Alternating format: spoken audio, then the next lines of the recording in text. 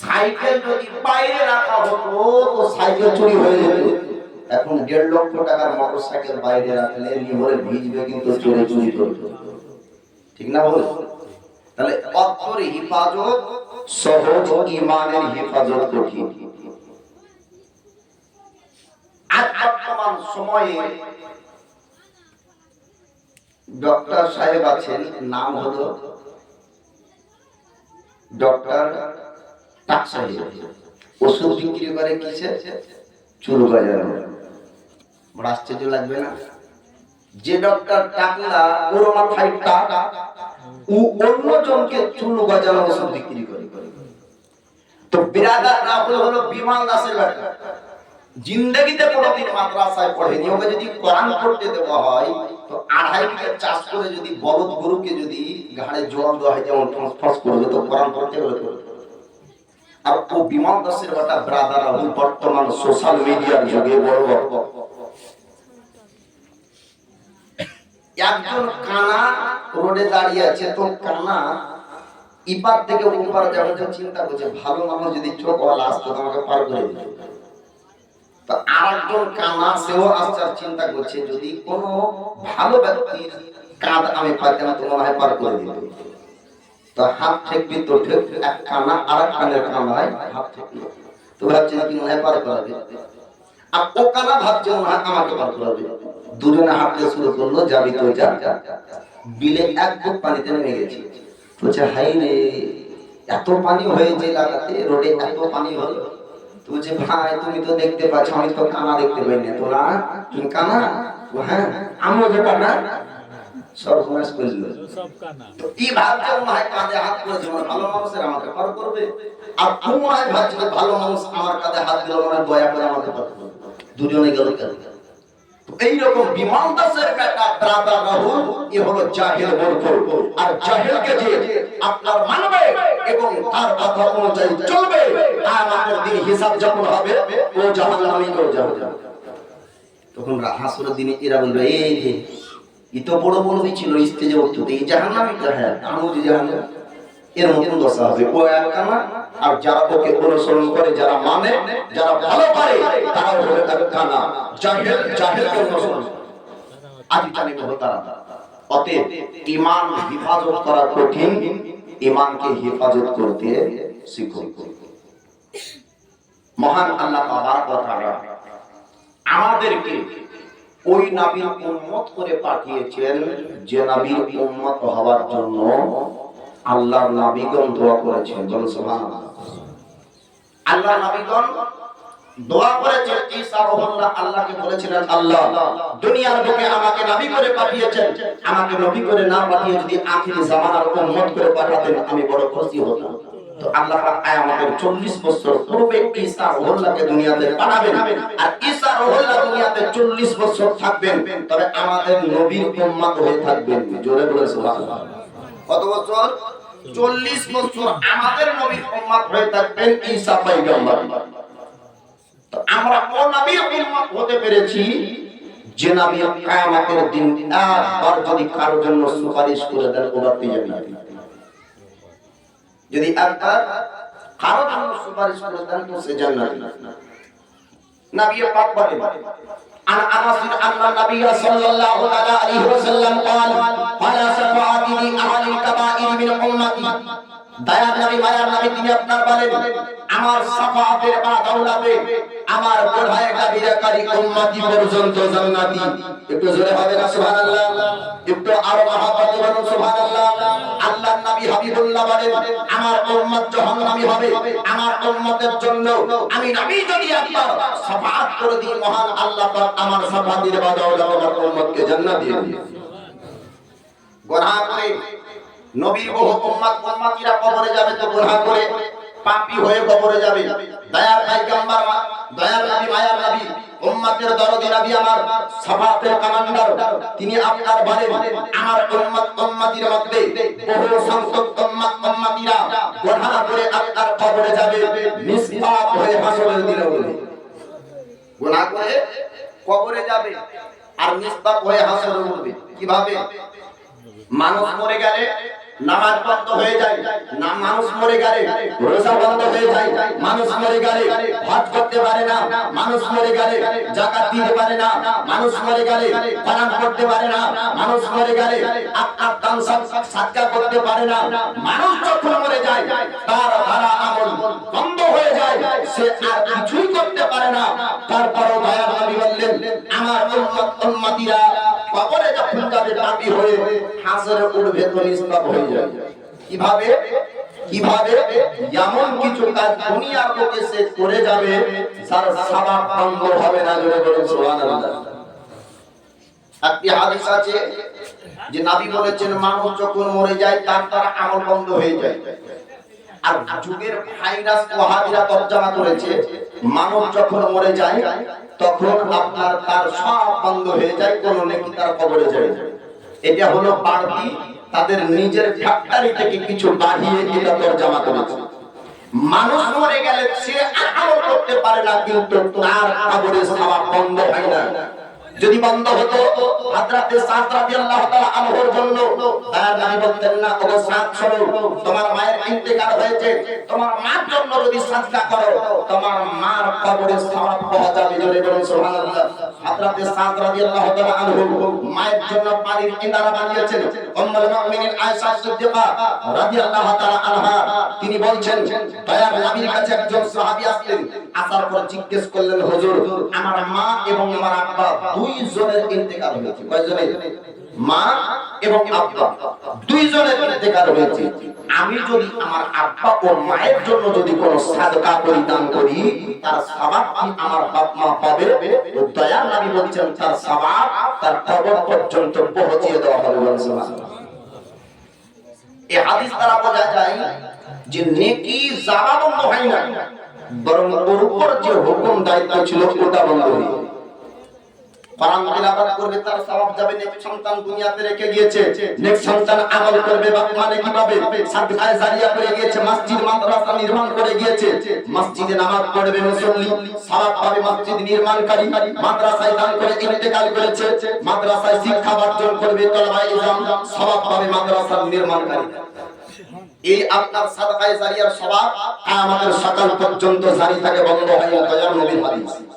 কোন ব্যক্তি শিক্ষক শিক্ষা দিয়ে গেল, মাওলানা কোরআন পড়ালো, হাফিজে কোরআন আপনার কোরআনের কাউকে শিক্ষা দিল, এই শিক্ষা যতদিন পর্যন্ত দুনিয়ার বুকে থাকবে শিক্ষক আপন কবরে শুয়ে শুয়ে দেখি পাবে এর সওয়াব বন্ধ হবে। তাই নবী বলছেন, আমার উম্মত গুনাহ করে কবরে যাবে, নিষ্পাপ হয়ে হাসরে উঠবে, কারণ এমন কিছু কাজ দুনিয়াতে করে যাবে যার সওয়াব যার নেকি যেতে যেতে ওই ব্যক্তির জীবনের গুনাহগুলাই পরিশোধ হয়ে যাবে। আর যে সমস্ত ওয়াহাবিরা তরজমা করে 40 নাই, চাহারাম নাই, খতম নাই, মিলাদ নাই, বলে কোথায় মাকে বলে না, কোথায় বলে সুন্দর বনে গিয়ে বলে না, কোথায় বলে লালবাগ পার্কের মধ্যে বলে না, কোথায় বলে চিড়িয়াখানা ঘুরতে গিয়ে বলে না। যেই জায়গাতে ফতোয়াবাজি করে ওই জায়গায় যদি তদন্ত করা যায়, যেই মাহফিলে বসেছিল ওটা ছিল 40 মাহফিল, যেই জায়গাতে ফতোয়া দিল মিলাদ চালানো যায়, দিও কোথায় মিলাদের বাড়িতে, যে বাড়িতে বলছে যে 40 করা হারাম, আর ও ব্যক্তি এসেছে 40 দাওয়াতে, 40 দাওয়াতে এসে 40 করা হারাম করে ফতোয়া দিচ্ছে। কোন ব্যক্তি যদি বলে এই জিনিসটা পান করা হারাম, তো ও ব্যক্তি যদি ওই জিনিসটা পান করে দেখিয়ে দেয় শরাব পান করা আমি হারাম বলবো, তো আমি বলবো নাকি এই বাড়িতে যে এক বোতল শরাব কিনে রাখবেন, আমি প্র্যাকটিক্যালে দেখিয়ে দিব যে এটা পান করা হারাম, তো আমাকে জুতা পিটা করবে না? করবে কি না? যে শরাব পান করা দেখিয়ে হারাম বলা যাবে? দেখিয়ে বলা যাবে? দেখাতে গেল তো হারাম হবে, তাই না? তো মিলাদের মাহফিলের আসার পরে যদি বলে 40 করা হারাম, তো আগে ও হলো হারাম খোর, ঠিক না? বল ওর ফতোয়া অনুযায়ী, ওর মাসলা অনুযায়ী, ওর কথা অনুযায়ী ওই ব্যক্তি হলো বর্তমান হারাম খোর। আর আমরা তো ওর কথা অনুযায়ী হব না, কারণ কুকুরের পেটে যদি ঘি দেওয়ার পরে লোম উঠে যায় তো আমার কি দোষ? তাই না? ওর পেটে ঘি না সইতে পারে, তার জন্য জগৎবাসীর জন্য ঘি হারাম যেমন হবে না, কোন ব্যক্তি যদি দুধ পান করার পরে গ্যাস অম্বল হয়ে যায়, তার জন্য বাকিদের জন্য দুধ পান করা যেমন হারাম হয়ে যাবে না, তখন ওই সমস্ত বর্তমান যুগের ভাইরাস নামক বক্তাদের কথাতে আসল সুন্নাত কাজগুলি হারাম হবে না। মাহফিল সাজানো সুন্নাতে সাহাবী ও সুন্নাতে রাসূল, মাহফিল সাজানো সুন্নাতে সাহাবা। আজ জানি মুহতারাম, মারহুম ব্যক্তিদের জন্য দোয়া করা পূর্বেও জায়েজ ছিল, আজও জায়েজ আছে, কিয়ামতের সকাল পর্যন্ত জায়েজ থাকবে। জোরে বলো সুবহানাল্লাহ। দয়া নবী, মায়া নবী, ইশক ও মহব্বত প্রেম ভালোবাসার কথা কয়েকটু বলবো। আমরা নবীর প্রেমিক, আমরা নবীর উম্মত। আচ্ছা বলুন তো, নবীকে আমরা বেশি ভালোবাসি না নবী আমাদেরকে বেশি ভালোবাসেন? একটু মুখ খুলবেন। আমাদেরকে নবী বেশি ভালোবাসেন। জি সুবহানাল্লাহ। কারণ নবীর জন্য একদিন ঘর ছাড়তে পারে, বরং মৌলভী সাহেব যদি 1 ঘন্টার জায়গা থেকে 1.5 ঘন্টা বক্তব্য দিয়েছে, ওরে বাবা রে, ছাড়বে যে কখন, মানে চোখ মুখ আর ফেলে গেল ঘুমে ভাই রে। আর দয়ার নবী, মায়ার নবী, আল্লাহ পাক যখন বললেন হাবিব আপনার উম্মত উম্মতিকে জানিয়ে দেন আমি আল্লাহ কিয়ামতের দিন একটি রাস্তা দিব, তার নাম হবে পুলসিরাত। আর পুলসিরাতে পার করে জান্নাতের মধ্যে প্রবেশ করতে হবে। যারা পুলসিরাত পার করতে পারবে ওরা জান্নাতে প্রবেশ করবে, যারা পুলসিরাত পার করতে পারবে না জাহান্নামে পড়বে। আমার দয়ার পয়গম্বর মসজিদে নববীকে ছাড়লেন, আরামগাহ আপনার উম্মুল মুমিনিন আয়েশা সিদ্দিকা রাদিয়াল্লাহু তাআলা আনহার বিছানাকে ত্যাগ করে দয়ার নবী জাবালে তারাতে 3 দিন উম্মত উম্মতির জন্য কাঁদলেন। জোরে বলবেন না সুবহানাল্লাহ। আল্লাহর নবী হাবিবুল্লাহ আমাদের চিন্তায়, আমাদের জন্য ও পুলসিরাতের থেকে লক্ষ্য করে নবী 3 দিন পর্যন্ত মসজিদে নববী থেকে জাবালে তারা গর্তের মধ্যে কান্না করেছিলেন, আল্লাহ আমার উম্মত উম্মতিরা এই রাস্তা পার হতে পারবে না, আমার উম্মত উম্মতিদেরকে আমার হাওয়ালে করেন। আল্লাহ পাক এই দোয়া কবুল করেছেন, নবী নিজ হাতে উম্মত উম্মতিকে পার করাবেন। জোরে বলো সুবহানাল্লাহ। হযরত আবু বকর সিদ্দিকের একটু মহব্বতের কথা বলবো। আল্লাহ পাক আল্লাহ তাআলা রহমতের পয়গম্বর তিনাকে আপনার মক্কা জমিনে পাঠালেন। আল্লাহ নবী হাবিবুল্লাহ আপনার জাহিরে জিন্দেগিতে 70 বছর হিজরত করতে 5 বছর বয়সে আমার রাসূলুল্লাহ তার মক্কা জমিন ছাড়বেন। মদিনাতে আল্লাহ পাক যখন হুকুম করলেন মদিনাতে দয়ার পয়গম্বর আপনার যাবেন, মদিনাবাসীরা মক্কা জমিনে কাবার তাওয়াফ করতে আসতো। আমার রাসূলুল্লাহ কাবার তাওয়াফের জায়গাতে গিয়ে মদিনাবাসীদেরকে কালেমা পড়াতেন, আর মদিনাবাসীরা আপনার মুসলমান হতে লাগলেন। মুসলমানের সংখ্যা মক্কার নয় আপনার মদিনাতে বেশি হয়ে গেল। মদিনাবাসীরা বললেন, হুজুর আপনি মক্কার জমিন ছাড়েন, আপনি মদিনাতে আসেন, বড় মদিনাবাসীরা আপনার কাছে কালেমা পড়বে, বড় মদিনাবাসীরা মুসলমান হয়ে যাবে। ইয়া রাসূলুল্লাহ, ইয়া হাবিবাল্লাহ, যে মক্কার মানুষ এত জুলুম অত্যাচার আপনার উপর করে, এই মক্কায় আপনাকে থাকতে হবে। আমার পয়গম্বর বলেছিলেন, ও মদিনাবাসীরা, ও আনসারীরা, তোমরা শোনো শোনো, আমার আল্লাহ পাক যতক্ষণ পর্যন্ত আমি নবী আমাকে হুকুম না করবে আমি মক্কার জমিন ছাড়ব না। আমার আল্লাহ পাক মক্কার জমিনে আমাকে পাঠিয়েছে কালিমার প্রচার করার জন্য, ওহদানিয়াতের প্রচার করার জন্য, আল্লাহর ইবাদতের কথা মানুষের কাছে পৌঁছানোর জন্য আমার আল্লাহ পাক আমাকে মক্কার জমিনে পাঠিয়েছে। এমন কথা তার পয়গম্বর বললেন, আর মক্কাবাসীরা মক্কার মুসলমানদেরকে আমার পয়গম্বর বললেন, ও মুহাজিরিন আনসারী তোমরা শুনো, ইয়াকে পড়ে তোমরা ভাই ভাই মক্কার জমিন থেকে তোমাদের ভাই যখন মদিনাতে যাবে তোমরা তাকে আপনাদেরকে আশ্রয় দিবে, খাবারের ব্যবস্থা করবে, থাকার জন্য তোমরা জায়গার ব্যবস্থা করবে। মদিনার মুসলমানরা বলেছিলেন, হুজুর আপনি চিন্তা করবেন না, আপনি কোনো টেনশন করবেন না, আমাদের যত ভাই মক্কা জমিন থেকে মদিনা যাবে আমরা তাদের জন্য মদিনায় ব্যবস্থা করব। বলুন সুবহানাল্লাহ। আল্লাহ নবী হাবিব হাবিবুল্লাহ আপনার বললেন আল্লাহ পাক অল্প সময়ের মধ্যে আমাকে হিজরতের হুকুম করে দেন। হিজরতের আপনার কথা যখন জিবরিল আমিন আপনার আসার পরে বললেন হুজুর আপনাকে অল্প দিনের মধ্যে মক্কা থেকে মদিনার হিজরত করতে হবে। জিবরিল আমিন আল্লাহর হুকুমে আসলেন। নবীর বয়স 53 বছর। 13 বছর নবুয়তের প্রকাশ হওয়ার পরে মক্কার জমিনে ইসলামের প্রচার করেছেন। আর অবশেষে মদিনাতে গিয়ে 10 বছর, নবীর জাহিলি জিন্দেগিতে 60 বছর। 40 বছরের আগ পর্যন্ত মক্কার সমস্ত ব্যক্তিরা বলতো আমানতদার বিশ্বাসী ব্যক্তি হলো আল আমিন মুহাম্মদ, তার মতন বিশ্বাসী আমানতদার কোনো ব্যক্তি আর দ্বিতীয় মক্কার জমিনে নাই। 40 বছর বয়সের পরে যখন কালেমার প্রচার শুরু করলেন, নবুয়ত যখন প্রকাশ হলো, তখন আপনার মানুষ আস্তে আস্তে দুশমনের সংখ্যা বাড়লো। আল্লাহর নবী হাবিবুল্লাহ 53 বছর বয়সে হিজরত করে মদিনায় গিয়েছেন।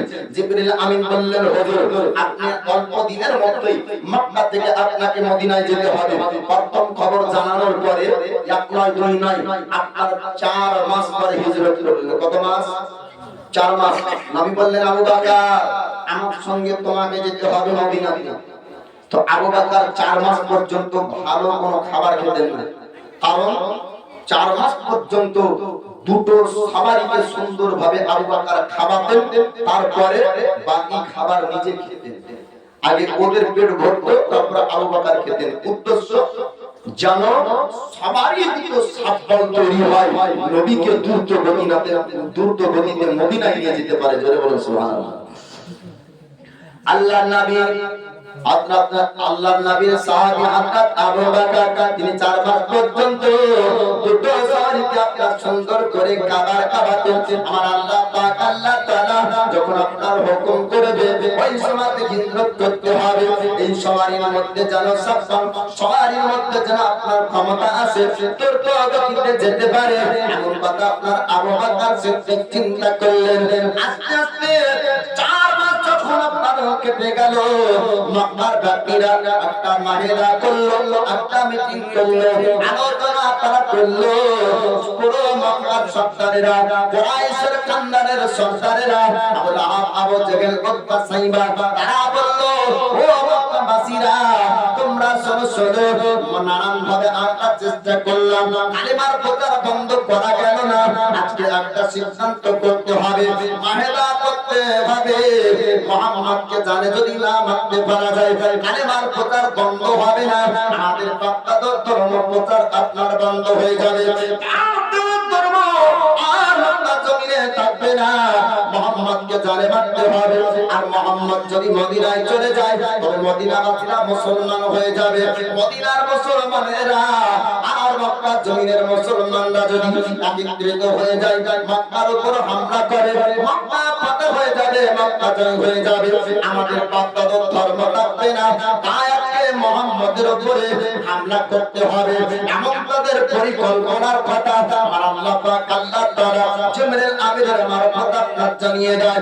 ও জিবরিল যাও হাবিবকে জানিয়ে দাও আজ রাত্রি তাদের আলোচনা তাদের চলছে, মুহাম্মাদের উপর হামলা করবে। জিবরিল আমিনকে আমার আল্লাহ পাক পাঠিয়ে দিলেন। জিবরিল আমিন আসার পরে বললেন হুজুর ইয়া রাসূলুল্লাহ, ইয়া হাবিবাল্লাহ, ও আল্লাহর পয়গম্বর আপনাকে মক্কার জমিনে থাকা যাবে না, আজ আপনার উপর হামলা হবে। আমার আল্লাহ পাক মক্কা থেকে মদিনায় যাওয়ার হিজরতের হুকুম করেছে। আপনি মদিনাতে যাবেন, আমার দয়ার পয়গম্বর তিনি আবু বকর সিদ্দিকের ঘরে আপনার গভীর রাত নিতে গেলেন। দরজায় টক টক করে যখন আওয়াজ পায়, আবু বকর বলে হুজুর ইয়া রাসূলুল্লাহ, ইয়া হাবিবাল্লাহ, ও আল্লাহর পয়গম্বর হযরত দয়ার পয়গম্বর বলে ওগো আবু বকর ইয়া ডাকাতে তুমি সঙ্গে সঙ্গে জেগে যাও, কারণ কি তুমি কি রাতে বেলায় ঘুমাওনি?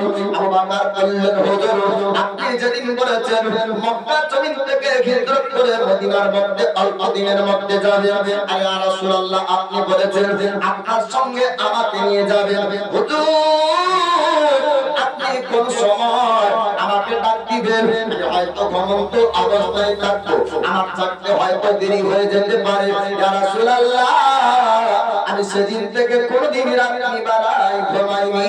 জোরে বলুন সুবহানাল্লাহ।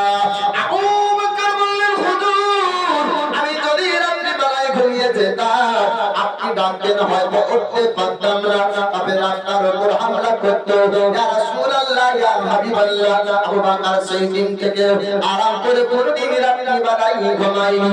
আল্লাহর নবী হাবিবুল্লাহ বললেন, আবু বকর আর দেরি করা যাবে না, আমার বাড়িতে হামলা হতে পারে, চলো রাত্রিতে যেতে হবে। আমার আল্লাহ আমার উপর হুকুম করেছেন আমাকে চলতে হবে মদিনার ক্ষেত্রে। আবু বকর সিদ্দিক বললেন, হুজুর আপনার জন্য আমার জন্য আমি দুটো সওয়ারি রেডি করে রেখেছি, দুইটি সওয়ারি নিয়ে আসা হলো। আবু বকর বললেন, হুজুর এই উটটা আপনার জন্য আমি রেডি করেছি। আমার নবী বললেন, আবু বকর এর কতটা দাম দিবা আমাকে জানিয়ে দাও। আবু বকর বললেন, ইয়া রাসূলুল্লাহ আপনার পদতলে আমার বাবা কুরবান হয়ে যাবে, নবী গো আপনার কাছে আমি কোনো মূল্য নেব না। আবু বকর যখন এমন কথা বললেন, আমার পয়গম্বর বলেন, ও আবু বকর তুমি কি জানো না তোমাদের পয়গম্বর তোমাদের নবী সাতকার মাল বড় বড় পারে না, তোমাদের নবী ফ্রিতে কোনো মাল নেবে না। আবু বকর সিদ্দিক দাম লাগালেন, আল্লাহ নবী আপনার পরিবর্তন কিনে নিলেন এবং আপনার চলবেন মদিনার রাস্তাতে। উম্মুল মুমিনিন আয়েশা সিদ্দিকা রাদিয়াল্লাহু তাআলা আনহার বড় বড় নাম তার আপনার নাম তার আসমা, তিনি আপনার আসলেন, আসার পরে খাবার আপনার বানিয়ে দিলেন, খাবার জনের জন্য আপনার দিলেন, রাতারাতি আপনার চলে যাবে। ঘরের মধ্যে দয়া নবী পয়গম্বর আপনার গেলেন, নাচার পরে দেখতে পাই বাড়ির চারিপাশে মক্কার জলিমেরা বাড়ি ঘেরাও করেছে। আল্লাহর নবী হাবিবুল্লাহ তাদের চোখের সামনে দিয়ে আপনার পার হয়ে চলে আসলেন। এবার রাস্তাতে দাঁড়িয়ে যায় আলী শেরে খোদা মুসকিন কোসা হায়দারে কারনার। আলী শেরে খোদা বললেন, হুজুর আপনি মদিনাতে আব্দুর রহমান বিন আওফকে পাঠিয়েছেন, আপনি আবু বকরকে সঙ্গে নিয়ে যাবেন, আপনি মদিনাতে ওমর ফারুককে পাঠিয়েছেন। ইয়া রাসূলুল্লাহ, ইয়া হাবিবাল্লাহ, নবী গো আমাদের সঙ্গের সাথীদেরকে আপনি মদিনাতে পূর্বে পাঠিয়ে দিয়েছেন, হুজুর আপনি আবু বকরকে নিয়ে যান, আমি আলী একা মক্কার জমিনে কেমন করে থাকবো বলুন। আল্লাহর নবী হাবিবুল্লাহ তিনি আপনার বললেন, ও আলী তুমি চিন্তা করো না, আমি রাসূলুল্লাহ তোমাকে বলি আমার বিছানায় তুমি শুয়ে যাবে, আমানতের মাল তুমি ফিরিয়ে দিবে, চার জামাল পুজিয়ে দেওয়ার পরে তুমি মদিনাতে আসবে। হযরত আলী শেরে খোদা মুশকিল কোসা হায়দারে কাররার তিনি আপনার মনে মনে ভাবলেন, আমার পয়গম্বর বলেছেন তুমি আমানতের মাল ফিরিয়ে মদিনাতে আসবে, আমার নবীর কথা মিথ্যা হবে না। মক্কার যত জালিমেরা চেষ্টা করুক না কেন আমার নবী বলেছেন আলী তুমি মদিনায় আসবে, তার মানে আলী হিফাজত রাখবে, আর কোনো সন্দেহ নাই। জোরে বলুন সুবহানাল্লাহ। রাসূলুল্লাহ হাবিবুল্লাহ আপনার জিন্দেগিতে আমাদের কারার নবী বলতেন না। মক্কার মানুষ তারা জানতো মুহাম্মদ কোনদিন জীবনে মিথ্যা কথা বলেননি। আল্লাহর পয়গম্বর কোন ব্যক্তিকে আল্লাহর কোন ব্যক্তির সঙ্গে গাদ্দারি আমার রাসূলুল্লাহ তার করেননি। এবার মক্কা থেকে মদিনার রাস্তায় চলছে, যেতে যেতে আমার নবী বললেন, আবু বকর একটু তুমি দাঁড়িয়ে যাও, আমি রাসূলুল্লাহ তো আরাম করব। আপনার একটা গর্তের মধ্যে ঢুকলেন, নাম আপনার গারেসু, এই জায়গার কথা বেশি বিস্তারিত বলবো না, আপনারা পূর্বে শুনেছেন গারেসুরে সাপ আবু বকরকে আঘাত করেছিল, ছবল মেরেছিল, রাসূলুল্লাহ লালা মোবারকে বিষ পানি হয়ে যায়। জোরে বলুন সুবহানাল্লাহ। তিন রাত্রি দুদিন পর্যন্ত আমার রাসূলুল্লাহ গারেসুরে আঘাত ছিলেন। হযরত আবু বকরের বেটা নাম তার আব্দুল্লাহ, তিনি আপনার প্রতিদিন বকরি চড়ানোর জন্য মদিনার রাস্তায় আপনার যেতেন। গারেসুর পর্যন্ত মক্কার পরিস্থিতি খবর জানিয়ে দিতেন আমার দয়ার পয়গম্বরকে। এবার আপনার খবর জানাতে শুরু করলেন, হুজুর আপনি এসেছেন কার রাসূল পর্যন্ত আর মক্কাবাসীদের মধ্যে আলোচনা হয় ভাই মুহাম্মদ যদি মদিনায় পৌঁছে যায় পুরো মদিনাবাসীরা সবাই কালেমা পড়ে নেবে সবাই মুসলমান হয়ে যাবে আর মুসলমান যদি মদিনাবাসীরা হয়ে যায় তবে মক্কার উপর হামলা করবে মক্কার উপর হামলা যখন করবে তারা জয় করে নেবে মক্কা তাদের আপনার জয় হয়ে যাবে এই তাদের চিন্তা তাদের মধ্যে ঢুকলো তারা ইসের কান্দানের সরদার আবু